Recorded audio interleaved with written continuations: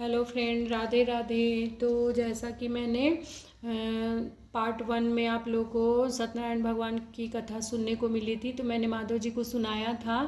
तो मेरे माधव जी का अभी मैंने भोग और पूजा कर लिया है और मेरे माधव जी को अब मैं कथा सुनाऊंगी, जिसका दूसरा अध्याय है ये। तो आप लोग इस कथा को ज़रूर ध्यान से सुनेंगे। तो सूत जी बोले, हे ऋषियों, जिसने पहले आप समय में इस व्रत को किया था उसका इतिहास कहता हूँ, ध्यान से सुनो। सुंदर काशीपुरी नगरी में एक अत्यंत निर्दय ब्राह्मण रहता था। वह भूख और प्यास से बेचैन हुआ था, पृथ्वी पर घूमता था। ब्राह्मणों से प्रेम करने वाला भगवान ब्राह्मण को दुखी देखकर वृद्ध ब्राह्मण का रूप धारण कर उसके पास आकर आदर के साथ पूछा, हे विप्र, तुम नित्य दुखी होकर पृथ्वी पर क्यों घूमते हो? हे श्रेष्ठ ब्राह्मण, यह सब मुझसे कहो, मैं सुनना चाहता हूँ। ब्राह्मण बोला, मैं निर्धन ब्राह्मण हूँ, भिक्षा के लिए पृथ्वी पर फिरता हूँ। हे भगवान, यदि इसका आप उपाय जानते हो तो कृपा करो। वृद्ध ब्राह्मण बोला, श्री सत्यनारायण भगवान मनवांछित फल देने वाले हैं, इसलिए ब्राह्मण तो उनका पूजन करके, जिसके करने से मनुष्य सब दुख से मुक्त होता है। ब्राह्मण को व्रत सारा विधान बतलाकर बूढ़े ब्राह्मण का रूप धारण करने वाले श्री सत्यनारायण भगवान अंतर्ध्यान हो गए। जिस व्रत का वृद्ध ब्राह्मण ने बतलाया मैं उसको करूँगा, यह निश्चय करके उसने रात में नींद नहीं आई।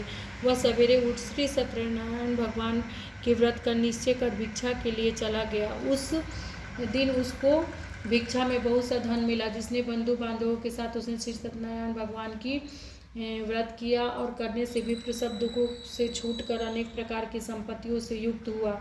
उस समय वह विप्र हर मास व्रत करने लगा। इस तरह सत्यनारायण भगवान के व्रत को जो करेगा वह सब पापों से छुटकारा मोक्ष को प्राप्त होगा। आगे जो पृथ्वी पर श्री सत्यनारायण भगवान का व्रत करेगा वो मनुष्य सब दुखों से छुटकारा मोक्ष को प्राप्त होगा। इस तरह नारद जी श्री नारायण जी से कहा हुआ, यह व्रत मैंने तुमसे कहा भी, हे विप्रो, अब मैं क्या कहूँ? ऋषि बोले, हे मुनिवर, संसार में उस विप्र से सुनकर किस किस ने व्रत किया हम वह सब सुनना चाहते हैं, इसके लिए हमारे मन को श्रद्धा है। सूत जी बोले, मुनियों, जिसने व्रत किया है वह सब सुनो। एक समय ब्राह्मण धन ऐश्वर्य अनुसार बंधु बांधवों के साथ व्रत करने को तैयार हुआ। उसी समय एक लकड़ी बेचने वाला बूढ़ा आदमी आया और बाहर लकड़ियों को रखकर ब्राह्मण के मकान में गया। प्यास से दुखी होकर लकड़हारा व्रत को करने देखकर ब्राह्मण को नमस्कार करके कहने लगा, आप यह किसका पूजन कर रहे हैं और इसके करने से क्या फल मिलता है? कृपया मुझसे कहो। ब्राह्मण ने कहा, सब मनोकामनाओं को पूरा करने वाला यह श्री सत्यनारायण भगवान का व्रत है। इन्हीं की कृपा से मेरे यहाँ धन धान्य आदि की वृद्धि हुई है। ब्राह्मण ने इस व्रत के बारे में जानकर लकड़हारा बहुत प्रसन्न हुआ। चरणामृत ले और भोजन करने के बाद वह घर को गया। लकड़हारे ने भी अपने मन में इस प्रकार संकल्प किया कि आज ग्राम में लकड़ी बेचकर जो धन मिलेगा उसी से श्री सत्यनारायण भगवान का उत्तम व्रत करूँगा। यह मन विचार कर बुढ़ा आदमी लकड़ियों को सिर पर रखकर जिस नगर से धनवान लोग रहते थे ऐसे सुंदर नगर में गया। वहाँ उन